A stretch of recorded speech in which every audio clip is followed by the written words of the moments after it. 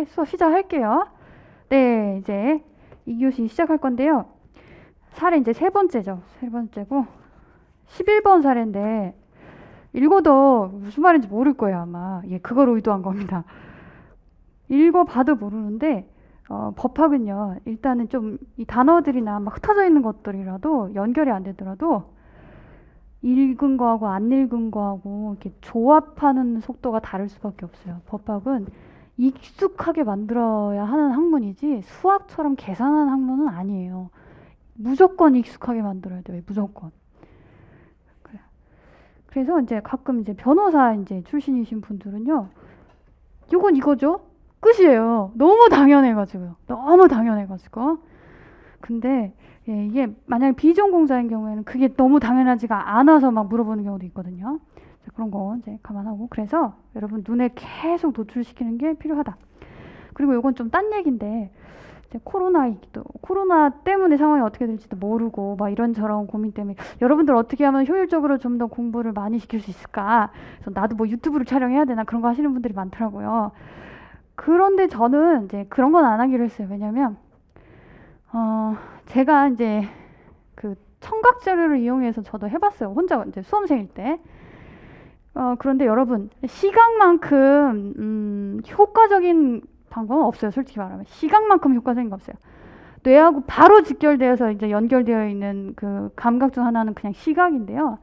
제가 이걸 들으면서 한번 공부를 한 적이 있었는데 정말 엄청나게 집중을 해야 돼요. 정말 집중을 해야 돼요. 안 그러면 분명히 집중을 했는데 갑자기 중간에 날아가 있어. 중간은 왜 들은 기억이 없지? 막 이런 식이에요. 청각자료를 제가 이용을 해봤어요. 근데 자기 목소리를 통해서 해보는 거, 남의 목소리도 다 해봤지만 저한테는 효과가 없었어요. 사람마다 다를 수는 있겠지만 그런 거 감안을 하시고요. 난 전 이런 거 저런 거 다 그래도 활용해보고 싶어요. 그러면 청각자료 활용할 때 있잖아요. 짧게 하셔야 돼요. 이걸 판례 문구를 이 문장 전체를 내가 다 읽어서 녹음해서 듣겠다. 이건 효과가 없어요. 이걸 요약해가지고 굉장히 짧게 요약해서 이 판례는 포인트가 이거야, 두 문장이 이거야 해가지고 요렇게 보는 거야 라는 식으로 청각자료를 활용을 하시던가. 예, 문장 자체를 그냥 다 읽은 다음에 그거를 계속 읽겠다. 효과 전혀 없다는 거. 예, 그거는 여러분들이 감안을 하세요. 그리고 뭐 동영상 자료나 이런 부가적 여러분들 암기를 위해서 활용하는 자료들은요, 여러분들이 능동적으로 하는 자료보다는 효과가 떨어져요. 저는 이제 여러모로 이제 여러분들의 이제 시간을 그냥 왠지 제가 막 드리면 다 봐야 될 것 같고 그런 부담을 느껴요. 사실 수험생은 그럴 수밖에 없고요. 근데 그런 자료를 최대한 안 주는 게 제 목표예요. 안 주는 게. 책에 다 있다. 게다가 사례하고 지금 집중 노동 강의, 집중 강의 이걸 같이 보는 이유는 여기에 있는 거 그냥 이거 외워야 되는 게 아니라 사실은 여기에도 있지롱 이렇게 말하는 거예요. 그러니까 어떻게 같은 거니까 부담 갖지 마라 막 이런 거죠.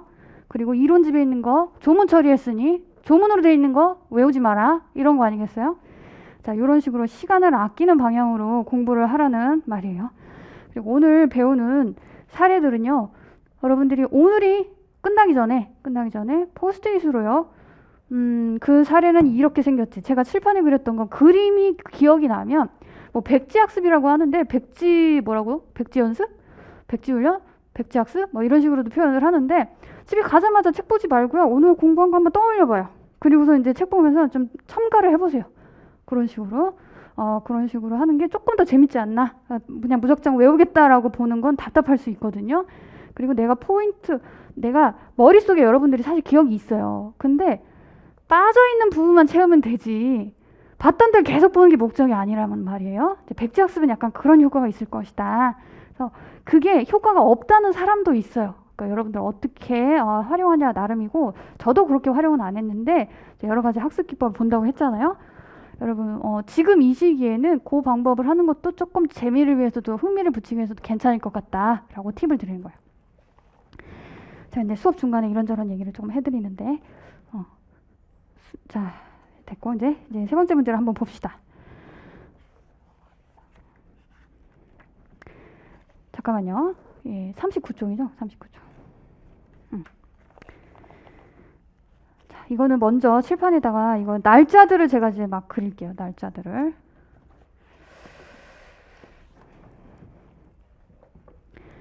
일단은 뭐 기억 안 나도 되고요. 뭐 책 보면서 막 이렇게 따라갈 필요 없어요. 그냥 여기 칠판만 보세요. 2006년 연도는 되게 옛날인데 신경 쓰지 말아요. 교수님 뭐 최근 날짜로 해서 뭐 각색해서 내겠지만 지금 이거 뭐 청구할 수 있네 없네 그게 중요한 게 아니니까.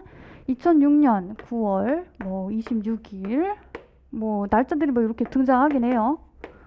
중요한 것만 언급을 하면 9월 30일, 요 2006년 9월 30일은 조금 중요해요. A사가 정상급여를 지급한 마지막 날.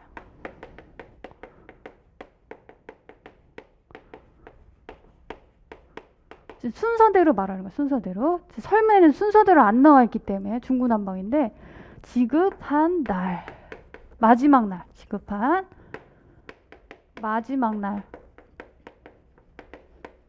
왜 그러냐? 대기 발령 기간이 이제 나올 거죠. 9월 30일이고 뭐 2006년 10월 1일. 그럼 B 회사로 A사의 어떤 영업 부분 B 회사를 설립하면서 분할했어. 회사 분할로 B 회사가 설립됐어요. B 회사로 분할 설립된 회사가 B다. 이거는 회사 분할 쟁점에 대해서 제가 이따가 이거 쭉 한 다음에 언급 잠깐 할 거예요. 잠깐. 회사 분할. 다음에 이제 10월 2일. 10월 2일에서 이제 10일. 여기에 회사 분할을 할 거다. 그래서 너희 이 영업직 부분은 B 회사로 가야 돼. 그거에 대해서 이의가 있는 사람은 이의 신청을 해라 라고 이의 신청 기간을 줍니다. 근로자들한테, 이 영업직 사원들한테. 그리고 이제 2006년 12월 1일. 2007. 예. 그리고 2007년 1월 18일. 가처분과 관련된 절차를 밟는 시기예요. 2006년 12월 1일은 가처분 신청을 해요. 뭐? 근로자 지위 임시 가처분 신청을 해요. 그냥 가처분이라고 하면 그러지. 뭐 근로자 지위. 여러분 가처분 신청을 하려면 본안소송을 진행해야 되잖아요. 본안소송은 당연히 근로자 지위 확인 소송을 하고 있는 거예요. 이건 상식이니까. 근로자 지위 확인 소송 본안소송 제기하고 민사 집행법원에 근로자 지위 확인 임시지위 가처분 신청을 해요.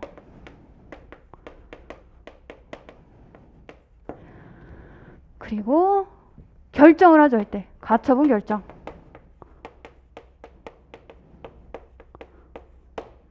가처분 결정을 해요.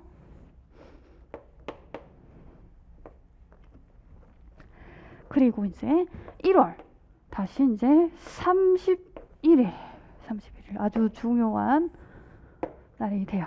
자, 이때부터 2008년 10월 30일까지 이게 여러분 2007년 1월 30일이에요. 그럼 거의 2007년 한 해 하고요. 2008년도 거의 연말까 거의 뭐 하반기까지 21개월인데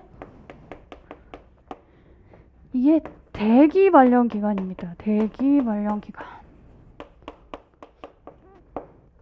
그리고 임시 가처분 효력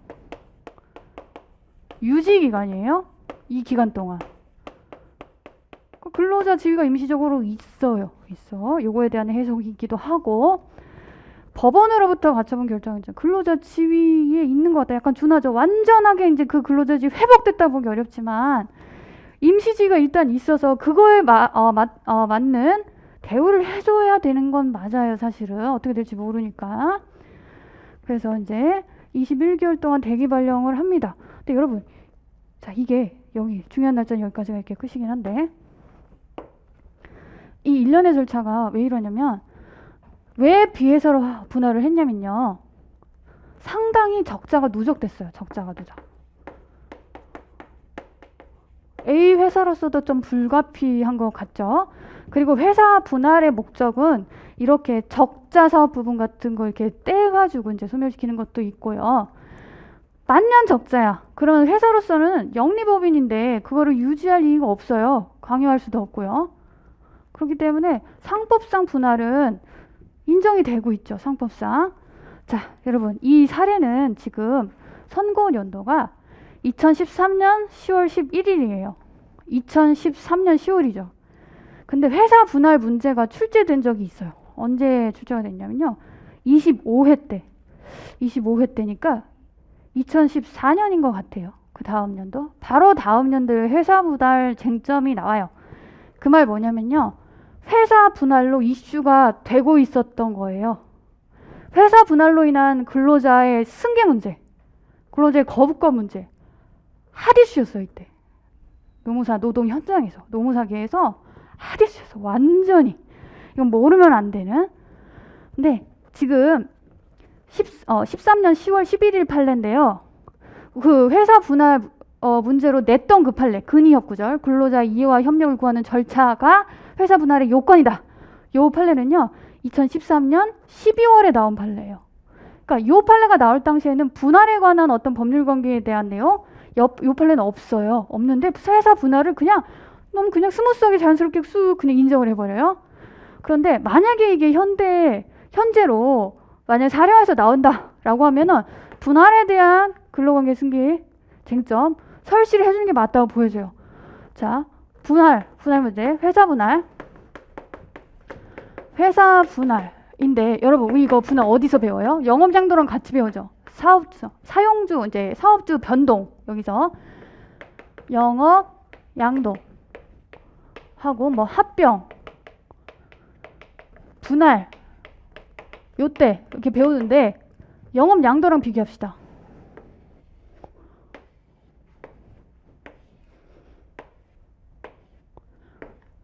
우리 양승부 요렇게 배우죠. 영업양도에 있어서는 영업양도. 회사 분할은요. 이렇게 돼요. 이거 뭐야? 이거는 승계되는 조합원의 범위. 이거는 승계 거부권. 누구한테 있어요? 근로자. 당연히 승계가 돼요. 양수회사에. 영업양도면. 영업양도 오케이면 승계가 돼요. 당연 승계야. 그러면 승계 거부권을 원칙적으로 갖게 돼요. 왜냐면 민법상 근로자가 동의를 해야 사업주가 변동이 되니까. 원칙이에요. 다 원칙. 오케이요. 다 오케이. 근데 분할은 어떻게 돼 있어요? 승계돼요. 당연히 승계돼요. 어떻게? 근위협구절 있으면 근위협구절. 뭐 당연 승계라기보다 근위협구절 있으면 승계된다. 이렇게 보는 게 맞겠죠. 근데 거부권. 얘는 원칙적으로 있죠. 얘는 거부권이 원칙적으로 없어요. 예외적으로 언제? 근기법 23조를 그 해고 제한 법리 잠탈시키고 왕창 해고시키려고 회사 분할을 악용할 때 그땐 예외적으로 승계 거부할 수 있다. 이런 식으로 말해요.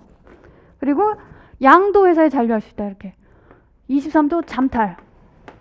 그 비교해서 공부하라는 얘기예요. 비교해서. 회사 분할 문제는 이제 뭐 기출이 됐기 때문에 뭐 이게 뭐 나오겠냐 이런 식으로 하는데 이거 되게 중요해요. 사실 노동 현장에서. 그리고 이렇게 섞여 나와 버리면 그냥 이거 스무스하게 이 판례대로 그냥 분할이라서 뭐 괜찮다. 뭐 승계 거부권 없고 당연히 뭐 분할되는 건 인정되고 이건 합당한 분할이었고 그래서 경영상 이유가 있고 이런 식으로 쓰는 것도 나쁘지 않은데 분할의 효력에 대해서 이렇게 있는데 원칙적으로 승계 거부권 인정 안 되고 예외적으로 23조 잠탈되는 사정도 보이지 않는다. 따라서 분할은 지금 적법하게 이루어진 것으로 보인다. 분할에 문제가 없다고요. 그죠? 그 효과에 대해서도 이제 승계되는 걸로. 근데 승계 거부가 없잖아. 근데 이 근로자들은요. 거부하고 있어요. 승계 거부하고 있어. 그러면서 자기네들은 A사에 그대로 남아야 된다고 근로자 지위, 임시지위, 가처분 신청한 거예요. 나 A사에 남아야겠다 이렇게. 다 망해갈 것 같은 B사로 난 못 가겠다.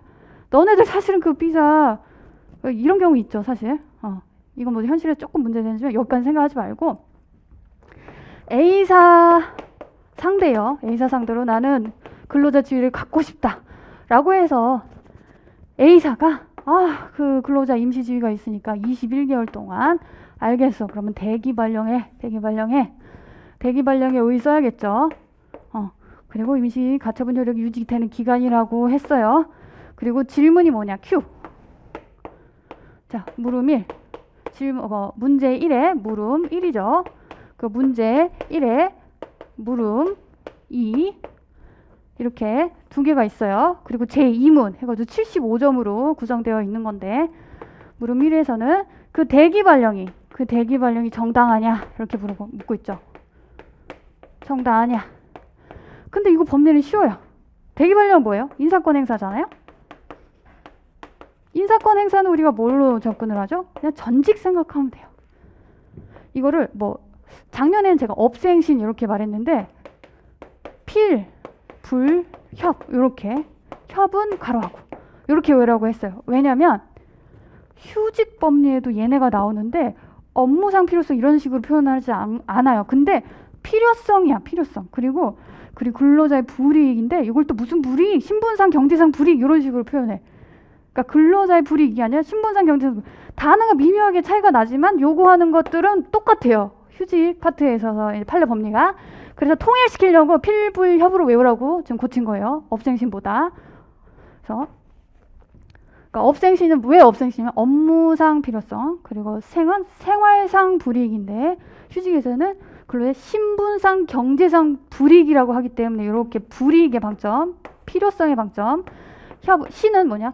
신의 칙상 요구되는 협의 절차죠. 이거보다 협의 절차 이렇게 방점 찍어 외우는 게 나을 것 같다. 그래서 고친다. 두 문자는. 그래서 필불협이고요. 협은 왜 가로예요? 예, 이거는 반드시 요구되는 요소는 아니죠. 정당성 판단에 있어서. 자, 인사권 행사니까 요걸로 접근해서 지금 이 사안은 풀고 있어요. 대기 발령 정당성. 그리고 물음 2. 물음 2는 뭐냐면 자, 경영상 이유로 대기 발령했을 때 휴업수당을 지급해야 되는가? 요 대기 발령 기간. 경영 이유죠? 경영 이유. 얘도 경영 이유 맞고 다 경영 이유야. 여러분, 경영상 이유로 휴업을 하면 휴업수당 지급하죠. 결론적으로 보면. 이제 요거 논리를 어떻게 전개하느냐? 이제 그건데. 요거는 그냥 우리 늘상 봤던 그 판례, 바로 그 유명한 판례. 자, 휴업의 개념에는 46조 근기법 46조 1항의 휴업의 개념에는 휴직이 포함된다. 휴직이 포함되는데 대기 발령이 휴직이다 이렇게 말해요. 대기 발령이 휴직이다. 그래서 판례가 이렇게 순서대로 말해요. 휴업은 휴직이 포함이 되고 그리고 대기 발령의 의미는 요건데 휴직의 의미는 요건데 대기 발령의 의미도 요거다. 장장 예방, 장기간 예상되는 근로쟁을 못함으로써 장기간 예상되는 어떤 장애를 예방하기 위해서 직무를 부여하지 않는 것. 그런 의미다. 근데 대기 발령도 똑같이 그런 의미다. 그러면서 얘는 얘다 이렇게 말해요. 그러면서 조문을 하나 언급을 하는데 이렇게 말해요. 근기법 23조에 있는 대기 발령은 휴직에 해당된다. 이렇게 말해요. 이렇게. 그냥 판례가 이렇게 말하니까 요거 이렇게 정확하게 언급하는 게 좋지 않나라는 생각이 들어요. 그리고 따라서 이제 휴업수당을 지급을 해야 한다 이렇게 보죠. 이 대기 발령은 계속 포함이 되니까 휴업이니까 그죠? 그래서 이렇게 된다. 그래서 경영상 필요로 대기 발령하는 것은 46조 1항의 휴업이다. 따라서 휴업수당을 지급해야 된다. 이렇게 가고 있죠. 이게 물음 2예요. 다음에 문제 2. 제 2문. 잠깐 숨을 고릅시다. 제가 숨이 차죠. 네. 이 마스크를 쓰고 있어서 숨이 차요. 자, 제 2문. 평균임금과 관련되어 있는 이슈예요. 평균임금, 성과급. 자, 책에 이제 질문이 있으니까. 이렇게 돼 있네요.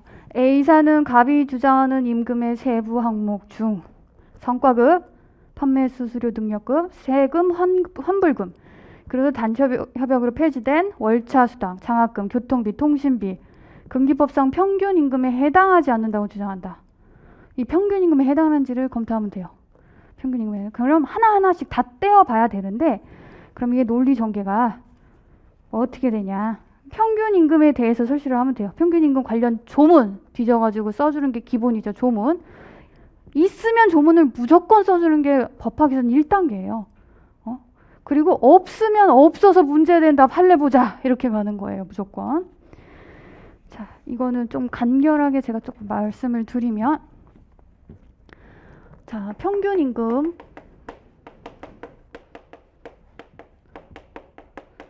산정 포함의 기간에 대한 문제예요. 대기발령 기간. 대기발령 기간. 자, 얘를 이제 문제되는 저 기간, 대기발령 기간이니까, 자, 봅시다. 2007년 1월 31일.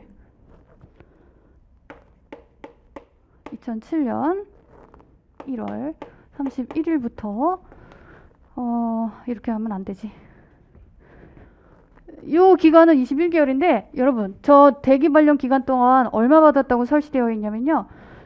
전체 100% 중에 고정급 30%만 지급받았다라고 되어 있어요. 사례에. 30%만 받은 거예요. 100만 원이면 30만 원만 받은 거죠. 그러니까 30%밖에 안 받았어. 근데 근로자들이 뭐라고 주장을 하냐면 이 대기발령은 정당하지가 않아서 무효니까 우리는 대기발령이 되어 있을 사람이 아니라 근로를 제대로 제공을 했어야 했을 사람이야. 따라서 임금 100%를 다 줘. 30%를 제외한 미지급 임금을 다 줘라고 청구한 거예요. 근데 1차적으로 대기발령 정당하다고 했죠. 그래서 30% 주는 거는 맞아요. 일단 고정급 30% 준 거는 괜찮아. 근데 고정급 30% 줬어요. 근데 휴업수당이죠. 휴업수당.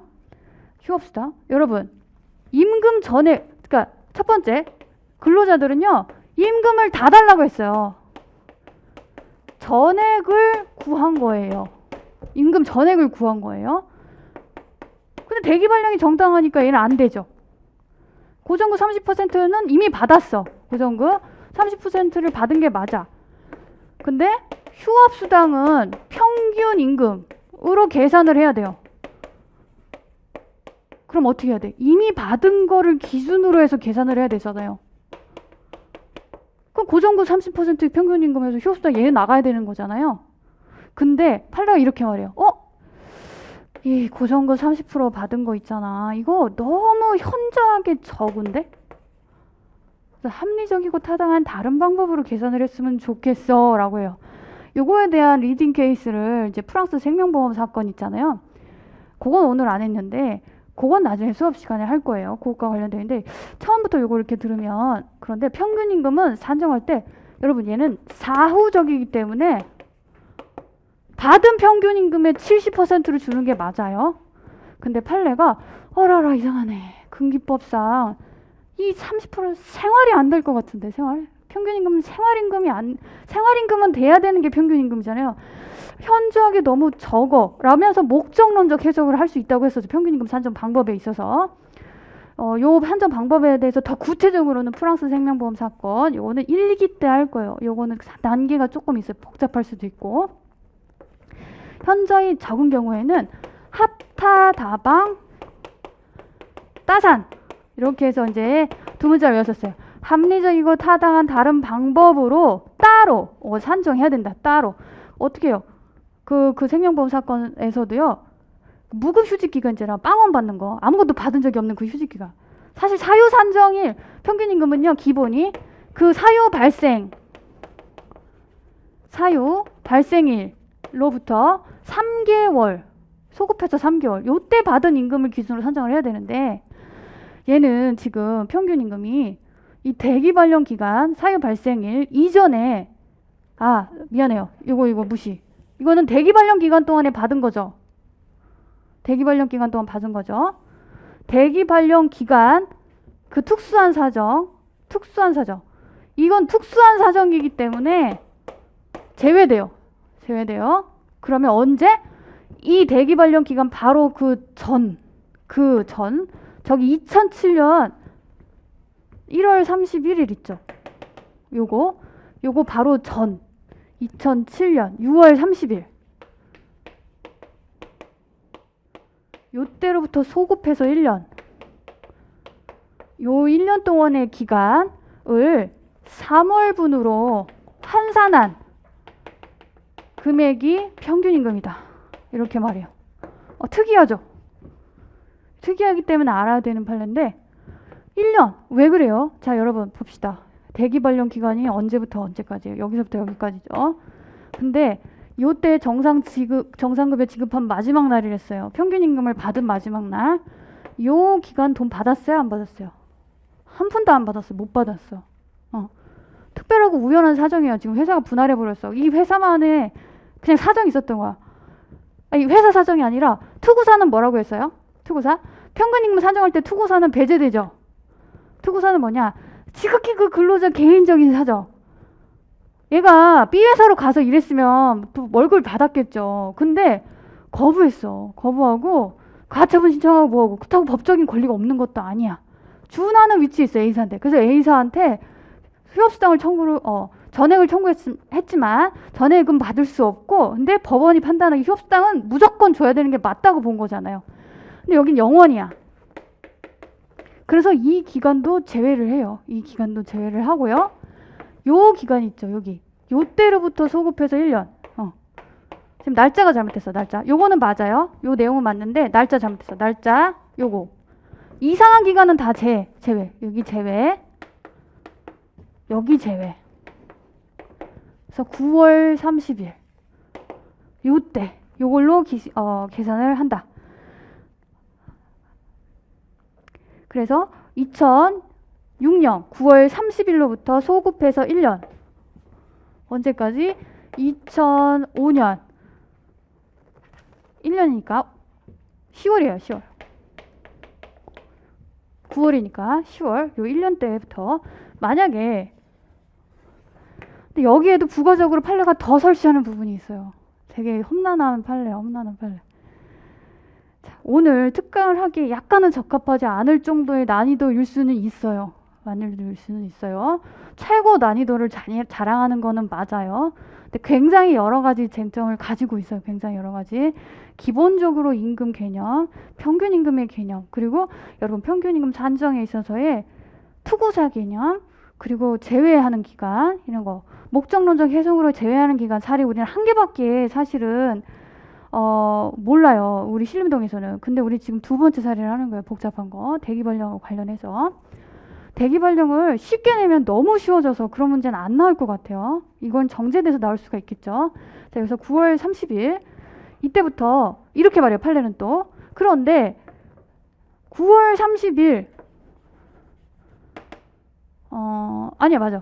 요렇게 요때 1년 동안 3개월 요때 받은 기간에 이 12개월 동안 받은 돈을 다 합산을 해봤어요. 어떤 때는 많이 받고 어떤 때는 적게 받고 어떤 때는 아예 안 받고 약간 이런 게 섞여 있다고 해요. 이 사례에서. 근데 요 기간에 있는 돈들을 받은 걸 다 합해봤더니 예를 들어요. 그 금액은 여기 이 판결문에는 없어. 3,600만 원이다. 근데 3개월분으로 환산해야 되잖아요. 그래서 12분의 3을 곱해. 그걸 줘라 이거예요. 그걸 줘라. 그랬더니 900만 원. 900만 원이다. 평균임금. 이렇게 나온 거죠. 자, 그런 다음에 이제 우리 사례 본문으로 한번 들어갈게요. 평균임금부터 볼게요. 평균임금 제2문에 있는 거.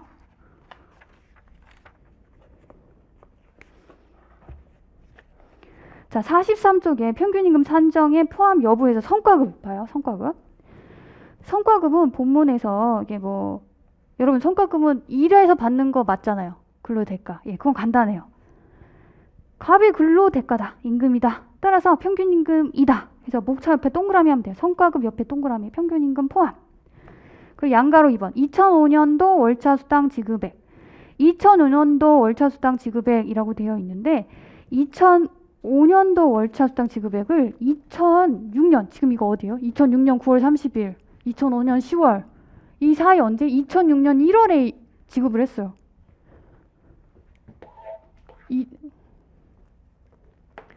2006년 1월에 일괄 지급했어요. 월차 수당을. 일괄 지급해버렸어. 이거 무슨 의미냐? 여러분 9월 30일로부터 소급해서 이제 3개월 안에 있지 않아요. 그쵸? 그래서 얘는 제외돼요. 원칙적으로 이렇게 해요. 원칙적으로. 그리고 제가 답부터 말한 다음에 법리로 가서 설명, 그렇구나 하고 이해할 거예요. 지금 일단 답부터 보는 거예요.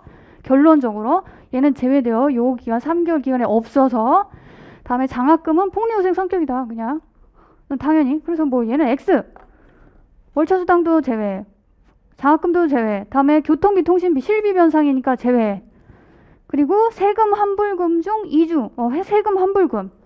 얘는 그 평균 임금에서 떼가는 세금 있잖아요. 다시 돌려받아. 그건 임금이잖아요. 이거를 다시 포함시킨다 평균 임금에? 원래 평균 임금으로 계산했어요. 그러니까 이중 계산이야, 이중 계산. 이런 건 중요한 거 아니니까 이건 그냥 외워도 되고 읽으시면 돼요. 다음에 이제 설문으로 와서 지문 볼게요. 지문. 앞에서부터 저랑 같이 볼 거예요.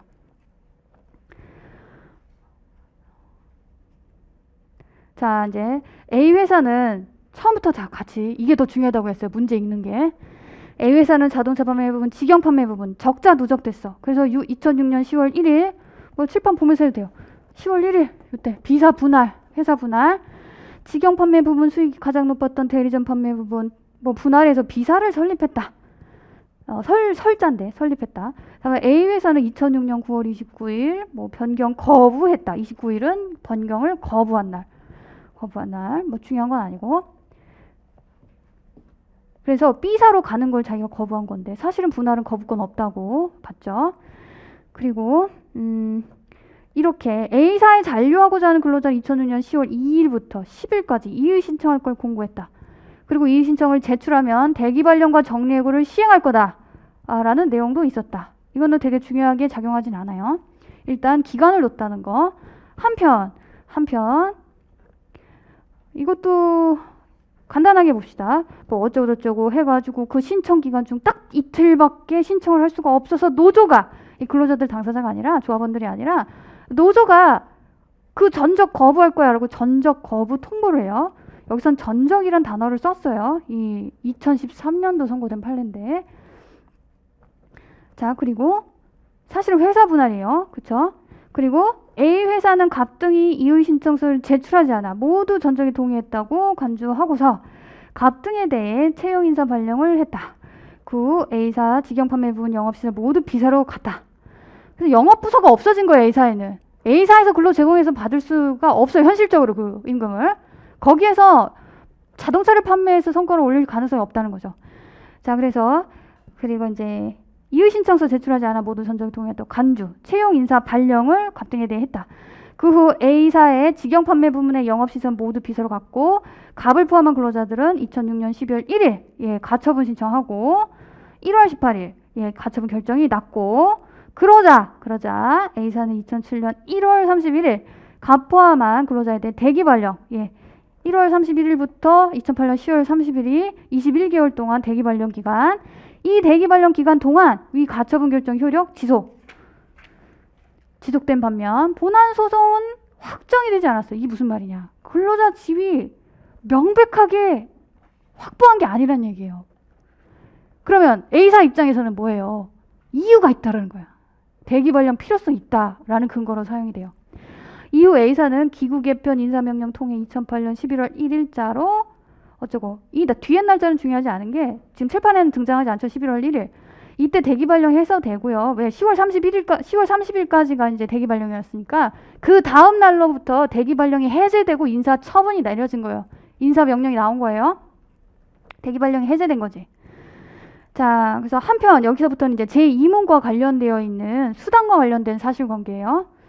자, 한편 영업직 근로자 급여 항목은 직위 수당, 고정급, 판매 수수료, 능력급, 인센티브, 기타 수당 어쩌고저쩌고 있는데 월 급여액 중 고정급은 30%고 성과급이 70이다. A사는 대기 발령 후 여러분 성과급이 70% 맞죠? 영업직은 그렇잖아요. 근데 이 70을 줄 수가 없잖아요. 회사 입장에서. 고정급이 30%였어요. 원래 모든 영업직한테.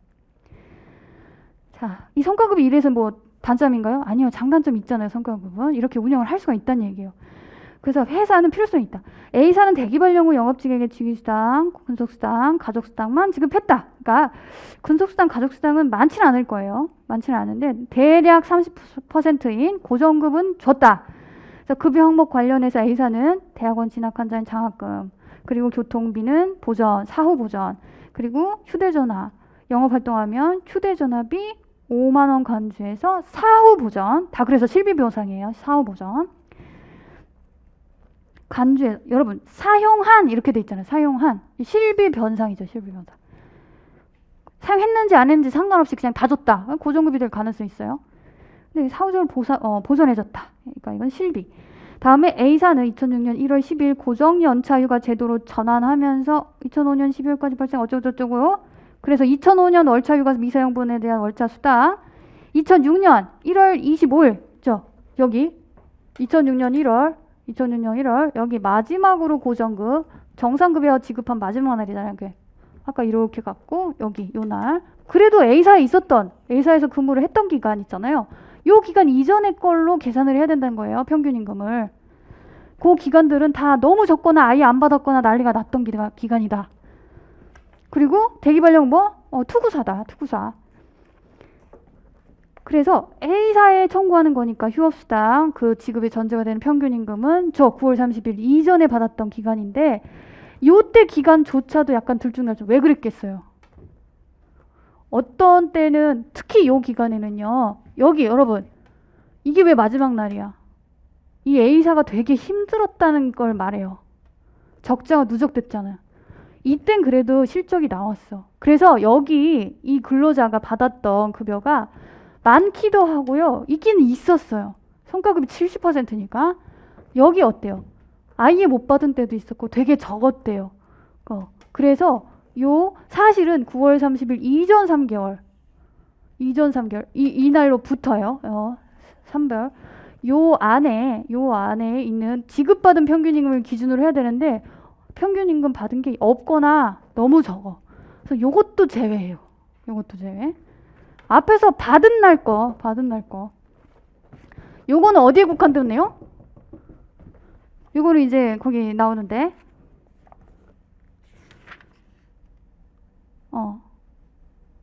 이거는 저기 사안의 포섭에 제가 넣었거든요. 자, 43쪽으로 다시 와봐요. 사안의 포섭. 1번에 산정하여야 할 사유가 발생한 날 이전 3개월.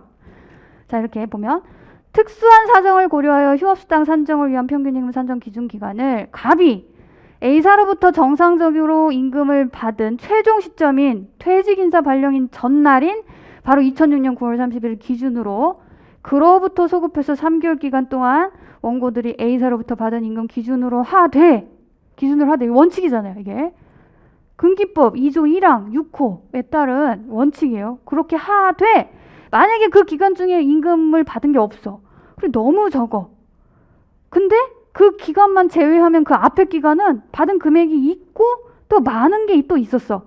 라면 이런 사정이 또 있다면 이 3개월 날 이전 3개월 기간에 해당되지 않는 임의의 기간인 점을 고려해서 이때부터 1년 동안 여기 돈이 없어서 얘를 이 기간을 기준으로 하지 못하고 이 1년 동안을 기준으로 해서 12분의 3 곱해서 줘라 이렇게 나온 거예요. 여러분 조금 어렵죠? 예, 요거는 1기 때 다시 설명해 줄게요. 저는 이게 특강 하기엔 난이도가 조금 있는데 어려운 건 제가 조금 여러 번 설명해요. 여러 번 설명하고 뒤로 갈수록 조금 단순화시켜서 설명하고 지금은 지엽적인 걸 조금 더 많이 첨가해서 설명한 경향이 있는데 지금 감은 좀 왔잖아요. 그쵸? 100%는 아니지만 여러분들이 50-60% 정도 알 수 있으면 되거든요. 이 사례를 보면 어떤 게 도움이 되냐면 나중에 평균임금 공부할 때 단순하게 법리로 받아들이지 않는 효과가 있을 거예요. 자, 그렇게 됐고 자, 우리가 이제 본문 아까 읽었죠? 본문 읽었던 게 어쩌고저쩌고 통신비 했고 연차 월차수당 어쩌고저쩌고 되는데 월차수당도 2006년 1월 25일 여기 가운데 기간에 지급이 됐다더라. 원칙적으로 사실은 여기서부터 이렇게라고 했잖아요. 결과적으로는 이 전체 기간의 12분의 3이지만 원칙적으로는 이 기간에 지급받은 걸 해야 되는 게 맞잖아요. 그러니까 월차 수당은 요때 한 번 딱 지급됐는데 요 기간에 없는 거니까 얘 포함시키지 말자 이거예요. 월차 2005년도 월차 수당 단체 협약으로 지급하게 되는 월차 수당은 기간을 벗어나서 그렇다. 자, 그리고 이제 제1문은 문제가 이렇게 돼 있어. 갑은 대기발령의 정당성이 없어 무효다. A사는 대기발령이 없었으면 받을 수 있는 임금 전에 전액에서 기지급 임금을 뺀, 그러니까 받은 거 빼고 있잖아. 임금 전액을 줘. 임금 전액에다가 동그라미 하세요. 나 다 줘 이거예요. 다 줘. 근데 대기발령 정당성 있어 야. 그래가지고 있잖아. 전액은 좀 무리됐어. 이렇게 된 거예요. 그렇게 해서 대기발령이 정당한지 논하라. 물음 제1문의 물음 1은 쉬운 거죠. 다음에 양가로 2번. 갑은 대기발령 기간 동안 A사가 근로자에게 평균 임금 70%에 해당하는 휴업수당 지급 의무가 주장한다. 갑 주장 타당하냐? 네. 아까 그거. 박스. 휴업에는 휴직이 포함이 되고 휴직은 대기발령하고 똑같고 따라서 23조에서 말하는 휴직에 대기발령이 포함이 돼. 그리고 휴업수당 줘야 돼. 46조 적용이 돼. 이렇게 말한 거죠. 제2문은 A사는 갑이 주장하는 임금 세부 항목적 어쩌고 저쩌고 얘네들이 평균 임금인지 보는 거예요. A사 주장의 타당 여부. 자, 그래서 본문 내용 중에 좀 포인트를 봐야 되는 거는 자, 업무상 필요성은 여러분들이 이렇게 보시면 될 것 같아요. 필요성이 있다 이거예요. 회사 분할에 상당 기간 누적 적자 때문에 이르게 된 점 이런 식으로 표현하죠. 여러분들이 요걸 보면은 좀 힌트를 얻을 수 있어요. 사원포섭 어떻게 하는지. 다음에 41쪽에 상단에 양가로 입었는 갑의 생활상 불이익. 자, 갑의 생활상 불이익. 이거는 이제 대기발령의 업무상 필요성을 초과한다고 보게요. 여러분, 업무상 생활상 불이익은 있어요. 있는데 그 필요성을 초과한다고 보기가 어렵대요. 그러니까 약간 이거죠. 제가 우리 그 입문 강의에서도 많이 봤죠. 이런 바가 있는데 두 개의 권리가 충돌한다. 따라서 뭐가 더 큰지 적은지. 이게 뭐라고요? 이게 왔다 갔다 하는 게 뭐라고요? 비교 교량이라는 표현을 써. 이게 비교 형량이 이거예요. 어라라라 업무상 필요성이 이렇게 돼 있네. 이 사건은 이렇게 된 거죠. 생활상 불이익이 있는데 얘보다 얘가 얘를 넘어설 만큼은 아닌 것 같아. 이렇게. 자, 대기발령 기간 사회통념상 합리성 결여 여부 이렇게 돼 있어요. 이거는 뭐냐면 생활상 불이익 할 때 있잖아요. 현저히 합리성을 결했는지는 보잖아요. 사회통념상 합리. 상식을 완전히 벗어났을까? 이렇게. 그거까지도 언급을 하고 있어요. 자, 이거는 마지막에서 세 번째 줄 보면 대기발령이 사회통념상 합리성이 없을 정도로 부당 장기는 아니다. 그리고 여기에 사실상 추가되어야 되는 내용이 좀 있다고 보여져요. 뭐냐면 작년에 저한테 들었던 분은 기억이 날 수도 있는데 장기간의 대기발령의 정당성 해가지고 목길이 신경불 해가지고 외운 거 있어요. 목길이 신경불. 요거는 이제 추가적으로 제가 이제 1기 때 다시 추가를 할 건데 이렇게 여기다가 부가 기재하실 분들은 뭐 기재를 하세요. 이제 뭐 조금 길 수도 있는데 대기발령이 부당하게 장기인지 여부.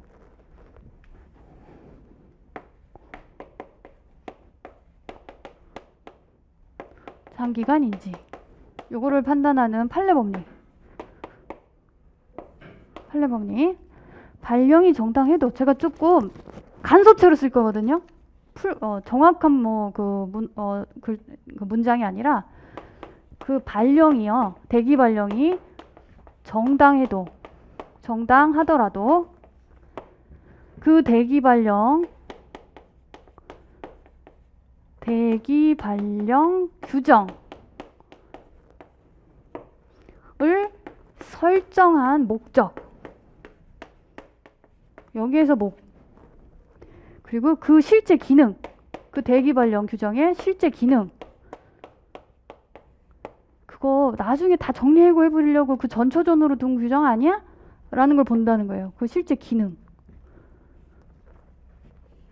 그리고 대기발령 유지의 합리성 여부.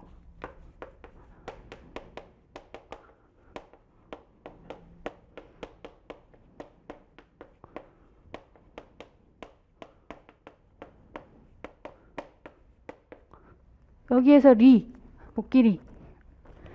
그리고 그로 인해 받게 될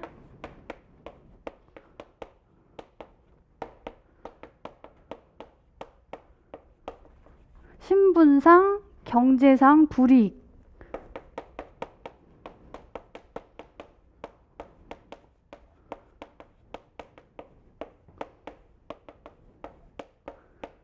을 참작해서 합리적 범위인지를 판단해야 된다.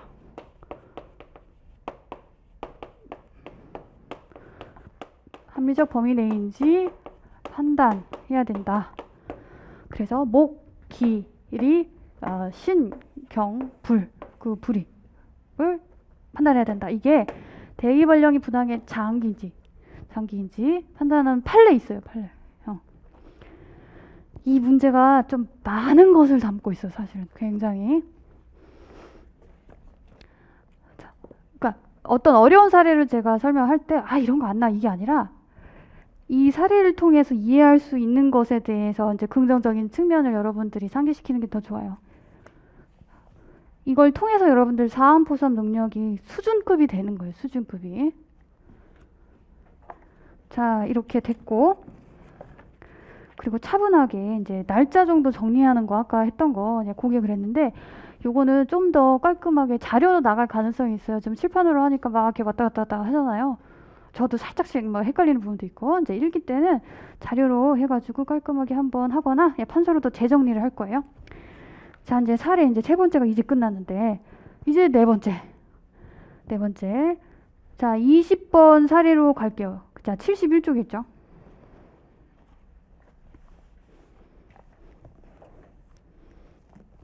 자, 20번. 업무상 재해로 인한 휴업기간과 연차 휴가 수당. 얘도 50점짜리예요. 자, 연차는 뭐부터 출발합니까? 연차 휴가 수당 의의, 취지, 그 법 규정 60조에 있는 거 그렇고, 그런 다음에 연차 휴가 수당은 맨 뒤에 있는 거죠. 먼저 연차가 발생을 해야 돼. 연차가 발생하려면 뭘 봐야 돼요? 이 사람 출근율 봐야 돼요. 출근율이 60조 1항에 뭐라고 돼 있어? 이 사람이 열심히 개근을 한 비율이 80%가 넘어야 돼요. 출근율이에요, 그게. 그래서 출근율이 무조건 80%가 넘어버리면 20%는 신경 안 쓸게. 20%는 결근해도 신경 안 쓸게. 무조건 1년 뒤에 15일 줄 거야. 이거죠. 연차는 지금 다 중요해요. 행정쟁송에서는 막 10점짜리로도 쪼개고 15로도 쪼개고 막 이랬다면서요. 노동법에서도 노동법에서도 그럴 가능성이 없어 보이진 않아요. 무조건 지금은 최소 단 25점이기는 한데. 그래서 자꾸 쟁점을 섞는 건 아직까지 한 번도 나온 적은 없어요. 그래서 그거를 되게 여러 사례를 다 그렇게 공부할 필요는 없어요. 여러분들 쟁점 처리 하나 하는 것도 되게 힘들기 때문에 좀 깊이 있게 사안포섭을 잘하는 게 중요하고요. 그런데 올해 또 이 노동실무에 있어서의 패러다임을 싹 바꿔놓은 판례가 하나 있다고 했잖아요. 법리는 간단해요. 작년에 공부를 했던 분들은 아시겠지만 이 1년 미만 출근한 근로자들은 사실은 연차를 1년 미만 아니라 딱 1년, 그래서 재직기간이 딱 2년 차가 되는 근로자들한테는 26일이 지급이 되는 그런 해가 있었어요. 근데 이거 말도 안 돼. 왜? 여러분, 그 직장에서 30년, 40년을 일을 해도요, 이 연차 휴가 그 60조에서 제한을 걸고 있잖아요. 최대 며칠까지 줄 수 있어요? 25일. 근데 2년 차가 어떻게 26일을 받아가냐고요. 그죠? 잘못됐다 이렇게 봐서 잠깐 26일 받아갔던 사람들이 있었어. 그때는 난리가 났죠. 그래서 그때 난리가 났었어. 그러니까 지금 과도기에 있었던 것 같아요. 연차가 지금 정립이 되는. 그래서 그게 없어지고요. 그 규정 때문에 딱 1년을 근무하잖아요. 그러면 11일 그리고 15일 하루도 연차를 안 썼던 사람은 26일을 가져갔어요. 딱 1년을 일했던 사람은. 이때 퇴직을 해도. 그런데 지금 최근에 바뀐 건 뭐냐면요. 딱 1년만 일하는 사람들은 11개밖에 안 돼 라고 말하고 있어요. 1년하고 하루라도 더 일했으면 15일 가능할지 모르겠지만 여기에 대해서 언급한 건 아니고요. 딱 1년만 일하고 그만두는 사람들 대표적으로 누구예요? 1년짜리 기간제 근로자죠. 이분들이 26일 연차를 다 챙겨간다. 이거 회사한테 엄청난 부담이에요. 몇십 년을 일하신 부장님들도 26개를 못 가져가는데 퇴직하시면. 따라서 이건 불합리하다. 이게 타당한 해석이 아니죠. 균형을 잃어버린 규범 조언적 해석이 아니에요. 규범을 잃어버렸기 때문에 지금 이렇게 이게 대부분 판례가 나왔는데 최근 행정 해석도 바뀌었기 때문에 이제 완전하게 11일밖에 못 줘요. 너무 간단한 거야. 너무 간단한 건데도 불구하고 왜 중요하냐? 실무의 패러다임을 그냥 완전 180도 바꿔버렸어요. 이렇게 운영을 안 했기 때문에. 그래서 어떤 식으로든지 요거를 내는 오히려 기본 법리이고 간단할수록 출제 교수님들이 좀 내고 싶어 하세요. 어떤 식으로든 이걸 좀 창조해서 좀 내볼까? 근데 이건 좀 짧으니까 그거하고 같이 내볼까? 노조 전임자랑? 노조 전임자랑 같이 내볼까? 근데 이 노조 전임자가 80% 이상 출근한 거 그거랑 내볼까? 그래서 고팔레 쓰게끔 해볼까? 해가지고 좀 짬뽕시켜서 낼 것 같지 않아요? 가능성이 있어요. 연차 문제는 최근 5개년 안에 나왔지만 정당한 쟁의행위 기간으로 나왔었어요. 근데 이거는 업무상 재해죠. 업무상 재해. 여러분 떠올라야 돼요. 연기를 여러분들이 공부를 했으니까 업무상 재해는 금기법에 출근으로 간주한다고 돼 있어요. 출근 간주. 출근이에요, 출근. 근데 이분이 사례가 어떻게 돼 있냐면 이 업무상 산재, 업무상 스트레스로 장기 요양, 보통 장기 요양을 한 게 아니에요. 보통 굉장히 좋은 항공기 제조, 굉장히 좋은 회사를 다닌 것 같아요. 굉장히 좋은 회사를 다녔는데 장기 요양 한 번도 출근을 안 한 게 10년이 넘어요. 10년. 자, 그래서 요 사례는 이제 문제부터 볼게요. 지문부터 볼게요. A사는 항공기 제조업 등을 영위하는 회사다. 갑은 A사 입사에 근무하던 중 2000년 12월 1일 업무상 스트레스로 불안장애 진단받고 병원에서 진단받아야 돼요. 그리고 같은 달 13일, 그래야 쉽죠. 업무상 재해 인정받는 게. 자, 13일부터 2012년 7월 31일까지 거의 12년 좀 안 되게 장기 요양을 한 자다. 갑은 장기 요양 기간 중 휴업 급여로 근로복지공단으로부터 직접 평균 임금 70%와 여러분 이 업무상 재해이기 때문에 휴업급여는 권리죠. 휴업급여 받을 권리는 이제 산재법상 권리잖아요. 수급권자야. 근데 뒤에 있는 거 보세요. A사로부터 단체 협약에서 정한 통상임금의 30%를 매월 각수령했다. 여러분 업무상 재해로 통상임금의 30%를 지급하라. 뭐 어디 있는 것 같아요, 이 규정? 없어요. 이건 없어요. 이거는 의무 규정이 아니고요. 의무 사항도 아니고 이거 단체 협약으로 임의로 정한 거예요.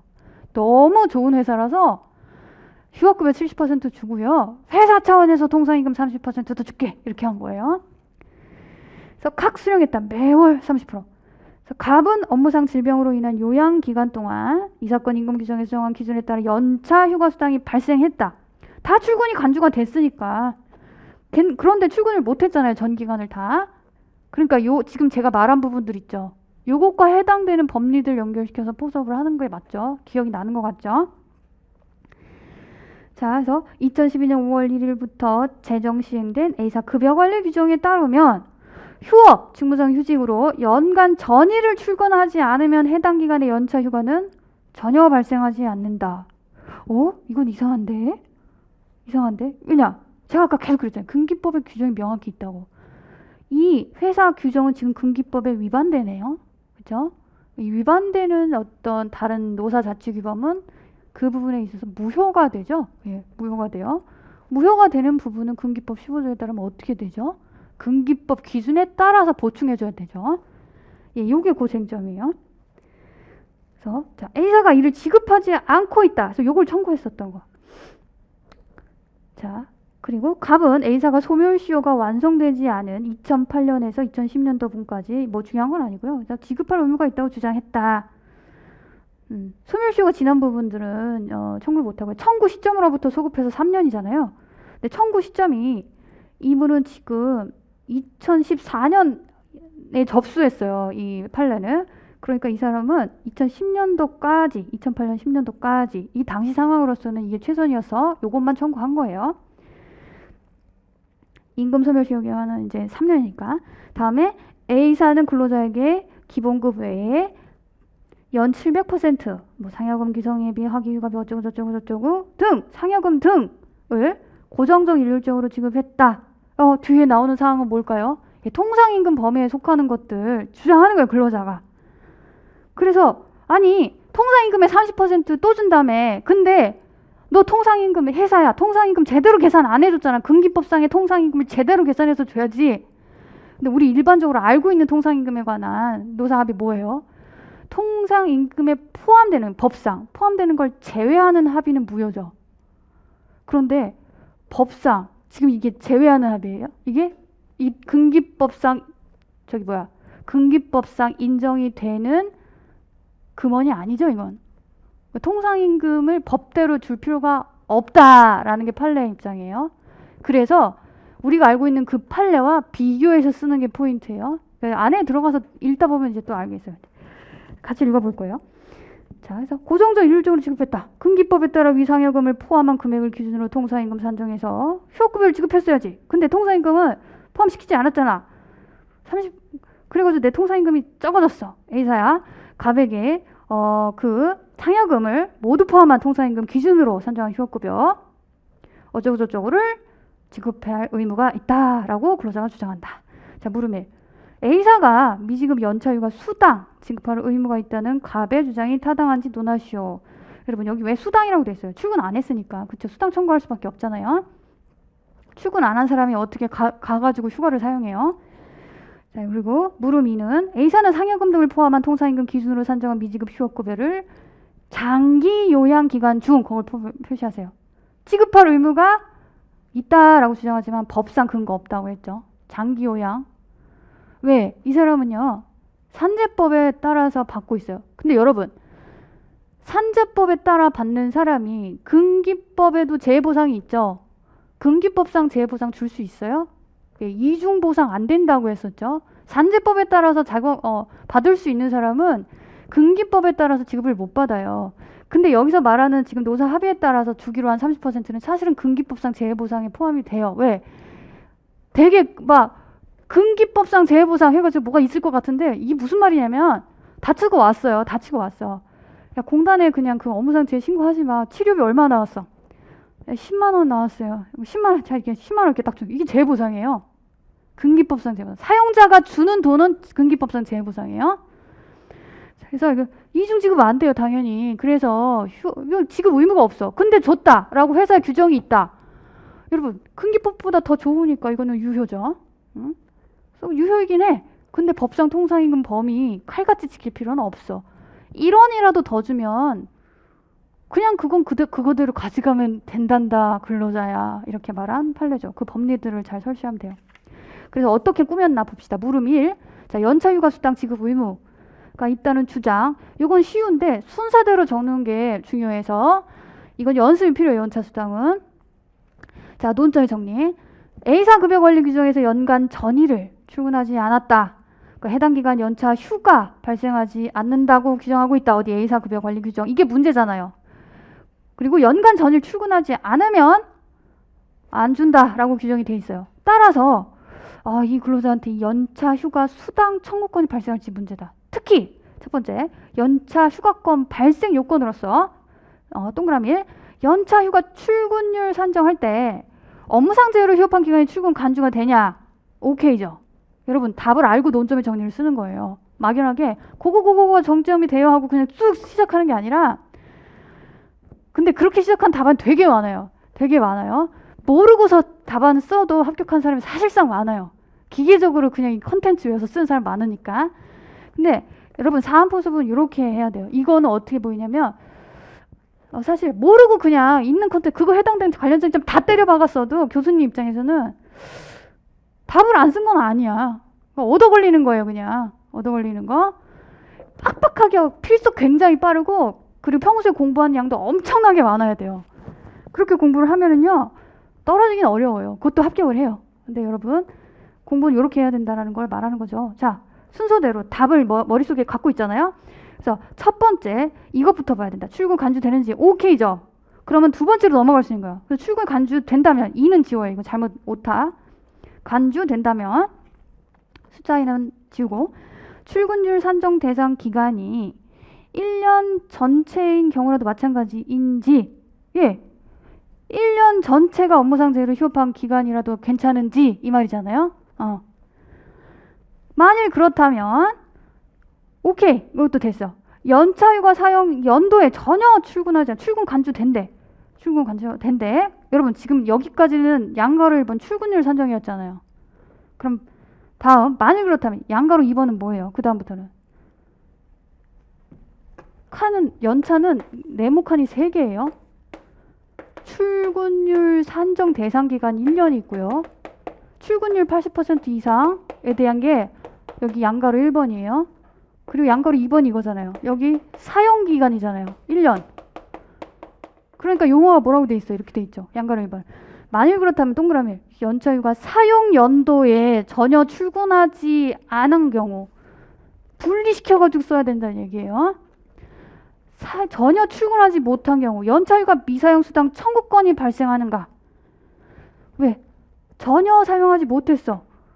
이거는 근기법에서 인정하는 업무상대 출근 기간이고 나와서 사용하지 못했는데 그건 법상 인정하는 사유이기 때문에 수당도 발생한다. 여러분, 수당이 발생하지 않는 경우는 뭐예요? 근로자 귀책 사유잖아요. 근데 업무상재에는 여기 해당돼요? 근로자 귀책사 아니에요. 수당 발생해요. 여기가 이제 수당 청구권이 발생하는 시점이 여기다. 딱. 여기는 뭐 기간은 표시 안 하는 거예요. 딱.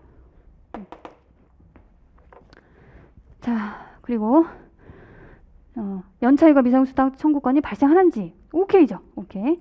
만일 그렇다면 연차휴가 수당 청구권을 단체별로 제한할 수 있는지 다 오케이 왔는데 제한할 수 있지 안 된다. 그쵸? 사실 논점의 정리만 봐도 답이 나오잖아요. 교수님은 요것만 봐도요. 뒤에를 1분만 그냥 싹 스킵하고 사안의 포섭을 이렇게 봐요. 논점의 정리가 잘 써졌다. 그러면 그냥 싹 스킵을 하고요. 판례를 정확하게 외우는 건 근데 여러분 대충 하라 이게 아니라 정확하게 그 위치에 나타나야 할 단어들이 그 위치에 딱 있어줘야 돼요. 그럼 교수님들 자세히 안 읽고 무슨 단어인지 잘 몰라도 그 판례 쓴 거 맞네? 그럼 맞네 하고 이렇게 해서 사안의 포섭을 이렇게 봐요. 답안지 하나당 3분 채점이에요. 3분.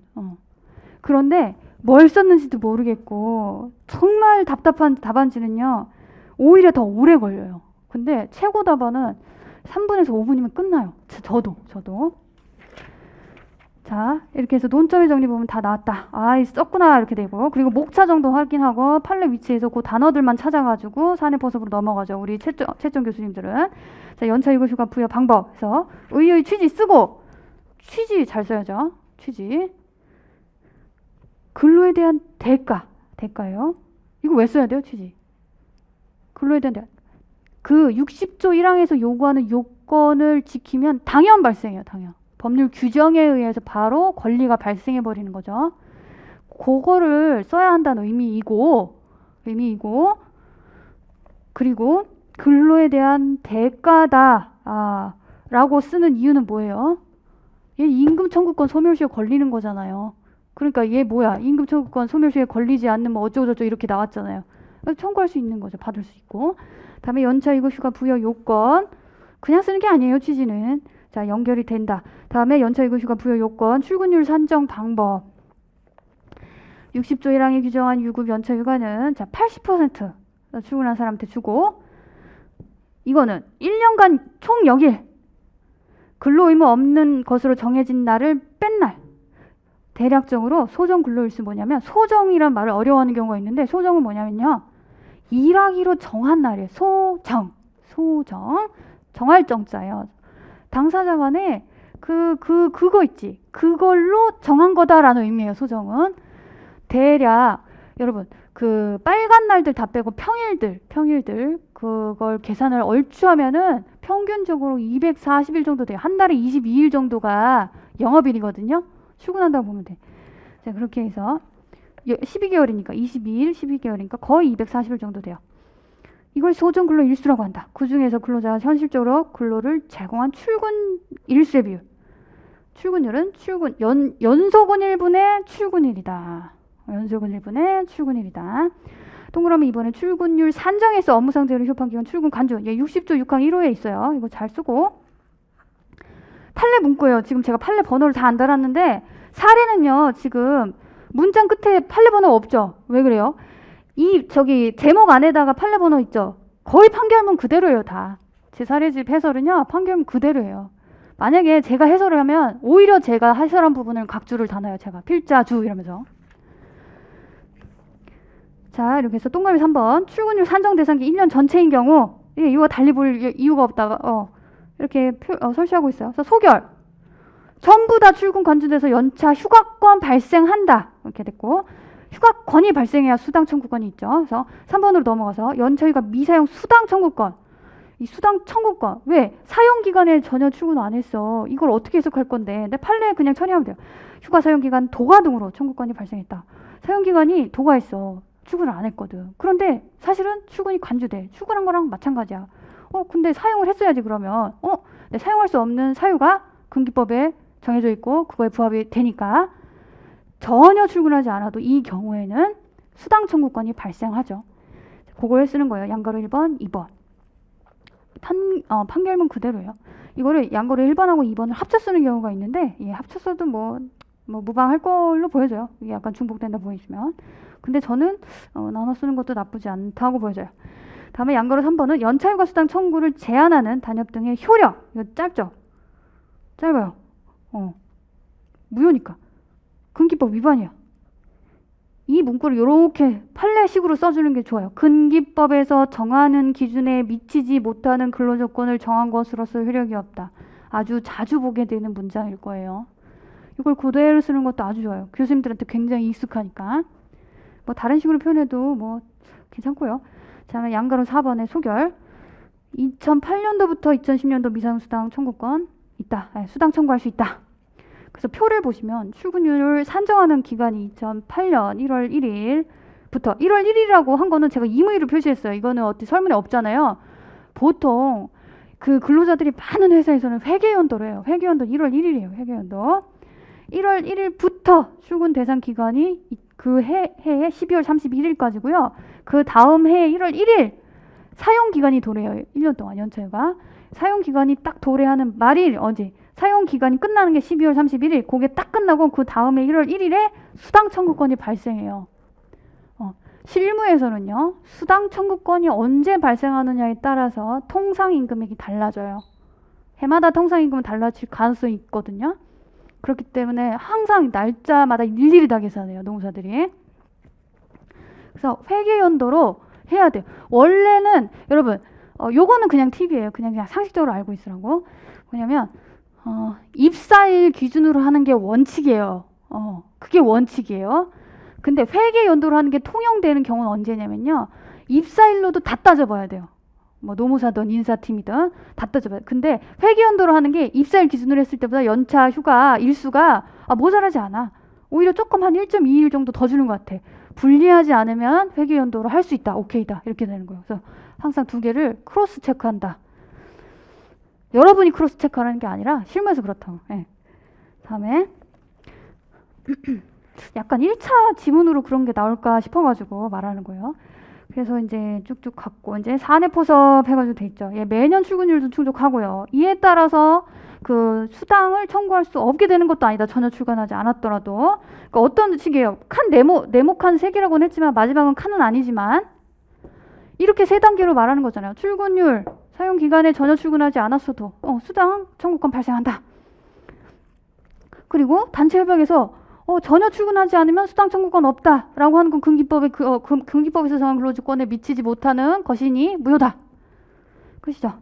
다음에 물음이 논점의 정리. 물음이 자 휴업급여, 장기요양급여 중 지급할 법. 이건 너무 쉬워. 그래가지고 20점짜리예요. 사실 좀 얘는 포인트가 2개예요. 우리가 늘상 알고 있는 그 판례랑 비교해서 쓰는 거죠. 자 물음이 논점의 정리. 자, 장기요양 기간 중 휴업급여를 근로복지공단에서 평균임금 70%뿐만 아니라 단협에서 정한 통임 30%를 매월 수령했어. 매월. 자, 이 통상임금에 포함되는 임금 항목 중 일부만 추가 지급하기로 했다. 그래서 근기법에 반해 무효냐. 자, 통상임금 산입 범위에 관한 노사 합의의 효력. 이 문제를 통해서 2개를 정확하게 아셔야 돼요. 첫 번째, 근기법에 산입될 수당을 제외하는 합의. 근기법 상이요. 그게 포인트죠. 근기법 상. 산입되어 마땅할 수당을 제외. 그러니까 산입되어 마땅한 수당이 뭐예요? 정일고예요. 정일고가 부합되는 수당들이요. 그것을 제외하는 합의는 무효다. 왜? 근기법 근로조건에 미치지 못하는 거니까. 그게 여기 나와 있죠. 볼드체 보시면 되고. 양가로 이번에 근기법상 규정되지 않은 급여를 추가 지급하는 합의 효력. 유효다. 제목만 봐도 알 수 있게끔. 유효하다. 왜? 자, 밑에서부터 하나, 둘, 셋, 넷, 5번째 볼드체 보면 근기법상 법정 수당을 지급하도록 한 취지가 몰각될 우려가 당초부터 없다. 당초부터 없다. 얘도 적으면 아주 좋겠죠. 자, 이게 내용이 생각 안 난다. 제목을 다시 한번 써도 점수가 나가요, 이 문제는. 그런데 법정수당을 지급하도록 한 취지 몰각 우려가 당초부터 없다. 합의 유효하다. 이렇게. 3번 노사합의에 따라 휴업급여 일부로 지급된 통상 임금. 노사 합의에 따라서 정한 바 추가 지급급여는요. 그 합의에 따라 정한 바대로 주면 되지. 반드시 금기법에 있는 거 그 통상임금 기준으로 할 필요 없다. 일부만 추가 지급하기로 급여의 산정 기준 정했어도 그건 유효하다. 다음에 사안포섭 이렇게 쓰면 돼요. 자, 끝. 지금 잠깐 쉬었다가 하도록 할게요. 예.